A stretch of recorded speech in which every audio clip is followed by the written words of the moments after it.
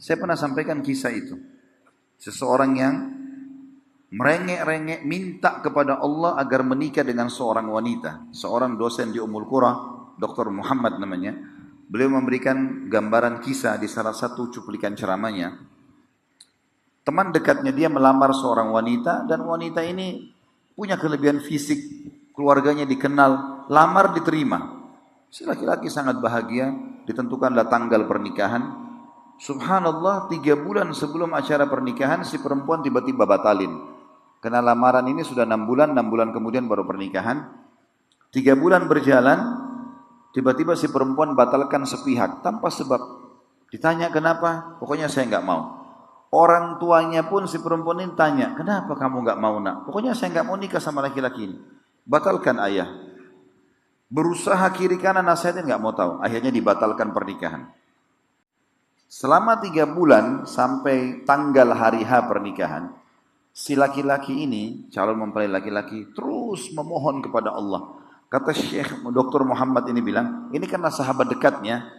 Dia bilang setiap kali saya ketemu di masjid, ketemu di kesempatan jalan sama-sama satu mobil, ketemu di rumah, doanya, ya Allah kembalikan perempuan itu padaku.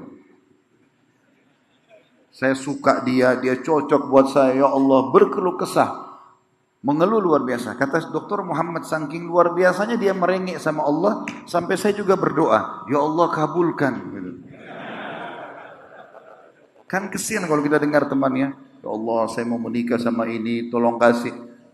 Maka mungkin kita kalau di sebelahnya setiap kita ketemu antara azan iqamah doanya itu, ketemu di kendaraan doanya itu, ya Allah kasih ini orang itu.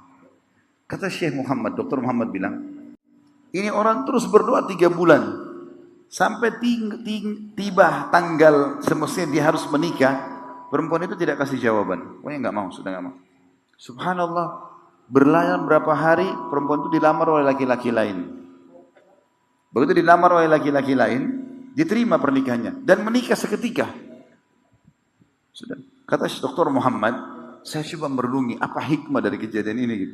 Kok kenapa Allah nggak kasih teman saya? Padahal teman saya ini orang soleh, sholat malam, selalu on time, sholat 5 waktu di masjid, rajin bersedekah, orangnya masya Allah ahli ibadah.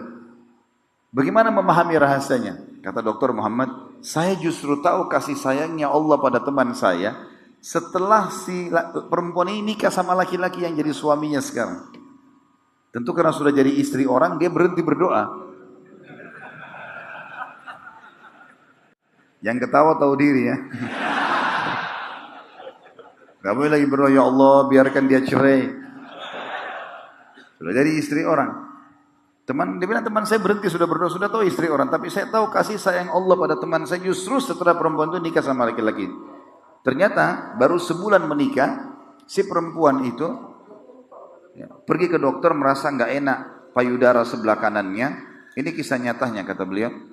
Ke dokter ternyata sudah kena kanker payudara yang ganas dan tidak ada solusi lain kecuali harus dipotong payudara kanannya. Baru sebulan menikah. Bulan kedua kata Dr. Muhammad dideteksi lagi oleh dokter ternyata kankernya sudah pindah ke payudara sebelah kiri dan harus dipotong. Dalam 2 bulan pernikahan tidak ada payudara. Bulan ketiga ternyata urat saraf di bagian kepala otak perempuan ini ada masalah sehingga matanya buta. Dan bulan keempat perempuan itu meninggal dunia. Jadi dari awal menikah sampai perempuan ini meninggal, suaminya sibuk mengurus perempuan ini. Jadi bukan menikmati rumah tangganya. Kata Dr. Muhammad, subhanallah, yang telah menyayangi teman saya ini luar biasa. Kalau dia yang jadi suaminya mungkin akan kerepotan. Oleh karena itu kalau antum lamar ditolak, sudahlah. Lamar yang lain. Kan bedanya cuma casingnya kan. Tidak usah bilang saya kalau tidak nikah sama ini saya nanti mati. Putus asa manusia. Kalau kita mau makan ayam nggak ada, tempe yang ada makan tempe. Kan selesai.